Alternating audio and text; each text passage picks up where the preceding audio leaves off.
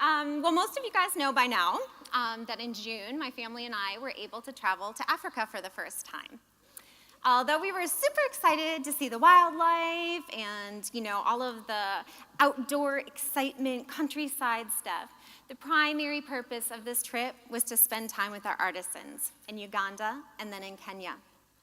We had so many amazing experiences. At Miss Florence's house, we hugged and shared stories and ate and danced with just the most incredible women who make your Mercy Set bracelets. In Kenya, we listened to our artisans really share about their lives and share about being disabled in Kenya and what that means. We were really able to sit down and have really good conversations and get to know each other. So that was really a big blessing to us. We also shared about future product that we would design together and materials, and so that was really great to be able to collaborate with them. But in between visiting Miss Florence and the Kenyan group, we traveled around Lake Victoria, the one that looks like the eye on the horse's head, and we met with our Ugandan women who make our ginger necklaces, and they're led by Katie Davis Majors. So yeah, we love Katie, and for those of you who might not know yet, Katie moved straight out of high school to Uganda, and she has dedicated her life to serving the Lord by serving the Ugandan people. She has adopted 13 children. This girl is still in her 20s. She has adopted 13 girls, and she wrote a New York best-selling book called Kisses from Katie. So who had heard about her even before you heard about Trades of Hope? Yeah, right? Yes, a lot of you did, so that's been a really awesome way to connect all of us. But Katie runs a beautiful ministry there, and that includes her women's beading group, but it also includes this amazing top-of-the-line boarding school that we were so privileged to be able to go and spend time in. Boarding school is a very common thing in Uganda, and this is one designed specifically, though, for the most underprivileged children. And Katie has put her heart and soul into that, and so we play a little part in that too. It's actually one of our CEs is one of the teachers there. So that's been really fun. Tonight, though, I am going to share about that visit with Katie and the beading ladies. But I really want to share what happened on my very first day in Uganda. So our driver, David, he came to pick the 5 of us up, and he had a very well-used white little minivan, and so we all piled in with luggage on our laps, and we began our journey to the capital city of Kampala. So I'm sitting in the back, and I have the window wide open. I'm trying to take in everything that's going on around me. I was just enjoying the breeze, and the air was clean and fresh. Lake Victoria was literally sparkling in the sun as we drove around the shoreline. The roadside, the hills beyond, were this Kelly green, lush grass just all over them. Mango and avocado trees were overburdened with ripe fruit. And in the shade of those trees, people were selling like all different kinds of grilled meat. There were probably some that we'd be a little shocked by, and they had like corns on the cob and all of these things, and others were fixing tires and welding iron, and some had little shops, some were making dresses. There were women walking around with babies strapped to their backs, and they were talking and laughing with their friends. Boys with old bike tires and sticks that were running like crazy to keep that tire going. Very young children, some still trying to walk, and they seemed to be supervised by other very young children, which made this American mama cringe a little bit, because this is by the road, mind you, right? But you know what? Those children were all having such a great time. They were laughing and playing in the red dust. They were yelling to each other, kicking cans and playing tag. And it made my heart really happy to watch people of all of these different ages living together. And it felt like a really great beginning to our African adventure. Well, after about an hour, things started to change a little bit, and it lost its community feel, and it started to feel more like a typical big city does. Many middle-class people were walking around and on their ways to work or to school. Traffic continued to get more and more congested, and then these people and motorbikes started weaving in and out like crazy. And then finally it all came to a stop. So at the standstill, I was just enjoying watching people go by, young couples, business professionals, and I was starting to wonder, I wonder what they're going to do with their day. And then I saw him. There on the sidewalk to my left, like 2 lanes over, was a 3, maybe 4-year-old little boy asleep on the sidewalk. He tucked his tiny little hands under his cheek and between his cheek and the cement. His skinny, knobby knees were pulled up to his chest. He had on what I think were once khaki shorts, several sizes too big for him. He had a ripped t-shirt on with a little sweater vest over top that was probably meant for a 2-year-old. I watched as dozens of people, very middle-class people, walk around him and continue on their way. There was only one young man that even took a second guess and turned and looked at him. They were all just walking. So my mind starts spinning, right? And my first thought is, I'm gonna go and pick him up and feed him, right? The mom kicks in. And I have water in my bag, and I can find food somewhere. But what are we gonna do with them then? And then, do I know any ministries could help? Because they probably are not gonna be excited if I show up with a kid on their doorstep. All this stuff spinning through my mind. But I don't know what to do. I had been in that country for all of 4 hours. In Haiti, I would have known what to do. I would have at least had some really good options. I know people that I trust. I know lots of ministries. I've spent years there. I'm confident there. But this is my first day in Uganda, and I felt like I had no options. So I didn't know what to do. Then the van started moving. So I essentially walked by, just like everyone else. So my chest literally hurt. I had this ache. I felt like I'd failed the little boy by letting him just lay there starving. I felt like I'd failed myself. I'm sure there was pride in there as well. But I just wonder, how could I be so incompetent? I couldn't figure out how to help one little boy who's probably, 25 pounds on a sidewalk. Well, God is good, and he definitely taught me a really powerful lesson from that experience later in the trip, and I'm going to share that in a few minutes.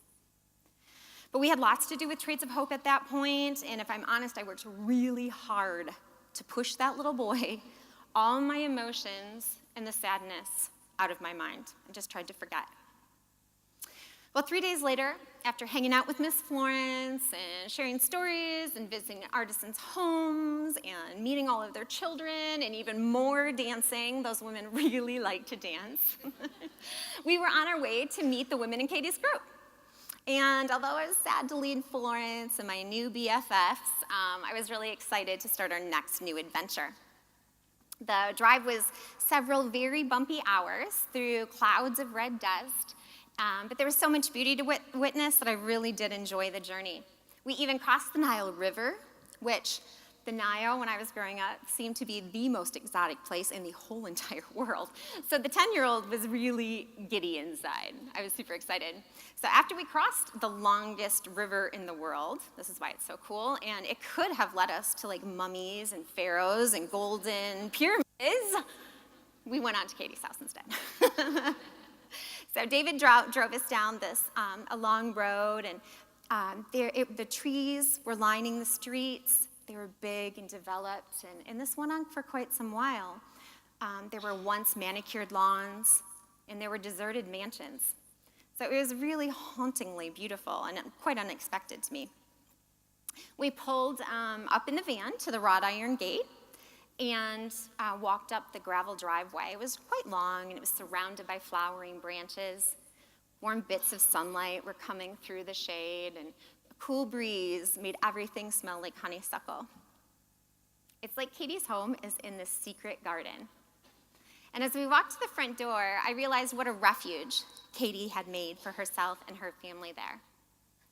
We joined her on the sun porch, and we were able to chat and get to know each other even more. And the house is kind of an old white plantation house. It's very simple and yet full of light. And I'm sure when all the girls come home, there must be a lot of chaotic love that goes in that house too. As the beading ladies started to arrive, there were greetings of Hushambo and big hugs, and Katie introducing us as Elizabeth and Gretchen from Trades of Hope. Elizabeth from Gretchen for Trades of Hope. So that's who we are and what we were representing, and they already knew us, they already knew the name, and they already knew Trades of Hope. So we all moved from the porch into the grass, and we drug these big woven mats. And like at Florence's, it was so cool, you guys. There was this sense of friendship and community between these women. As everyone found a place in the circle, Katie asked them to share their names and something about themselves. So each one of them wanted to tell Elizabeth and I how wonderful Auntie Kate is, how much they love her, and how much she's helped them. They told us how hard their lives have been.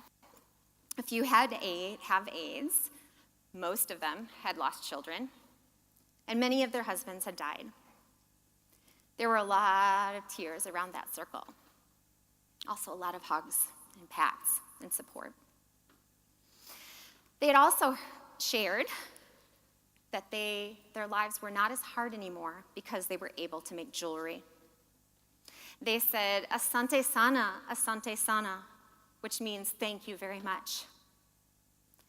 They wanted to thank us and you because they know that women across America are selling their products so that they can earn a living wage. They wanted to make sure that you know they appreciate your partnership. Elizabeth began interviewing some of the women who wanted to share their personal stories, and they really wanted to share with you. We really hadn't experienced it in a country like we did at Uganda. They really wanted to share their story with you so that you could get to know them. So I was trying to stay out of the way, let Elizabeth do her thing and not be a hovering mom. And I started talking to our driver, David, and he knew because of the dialect of Swahili that the women were speaking, that they had traveled from a very dry, very impoverished area north of Jinja, and it had taken them several hours to get there. Within those tribes, ownership of cattle goes hand in hand with pride and social status. Unfortunately, it isn't just raising cattle, it's also stealing it. Cattle rustling is so ingrained into the culture that when a boy is transitioning into manhood, he is sent out to bring home another tribe's cows. And that corner of Uganda is also East Africa's epicenter for small arms trade. Most of their husbands had been shot while they were trying to protect their cattle or they were trying to steal someone else's. This made me also wonder how many of those boys never came home. So when a woman's husband is killed, all of the responsibility of her whole family, regardless of the size, obviously, is put upon her. And many times, her extended family will disown her as a widow because they cannot afford to help her and all of her children. This is a very hard place to live.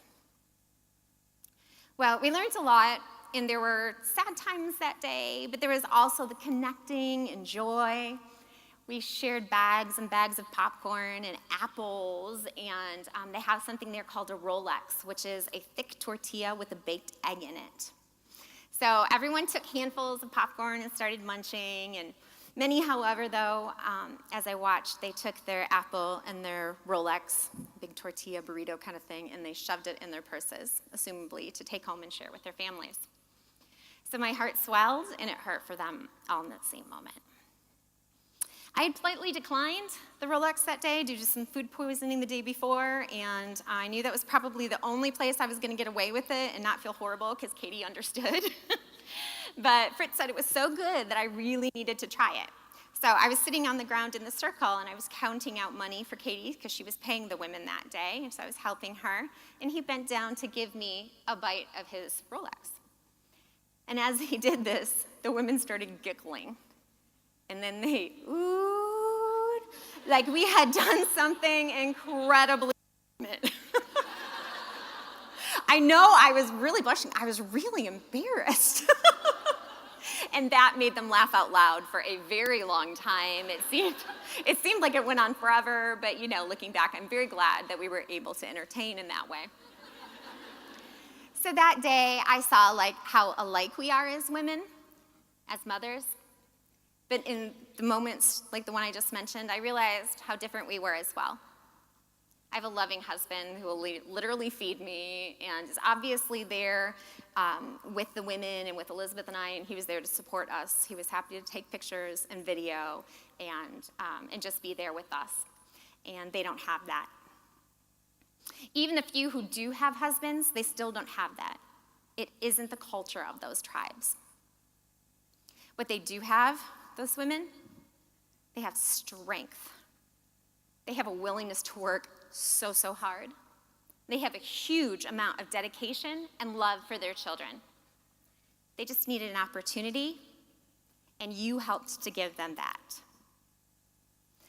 For me, a really important part of the day that I haven't mentioned yet was as we were sitting in the circle earlier, and we were listening to their stories. We were kind of about halfway through, and the women are saying tearfully, Asante Sana, over and over again to us. I had this vivid realization, and it felt like a tsunami of emotions just came through me. I really had to work to keep my emotions intact.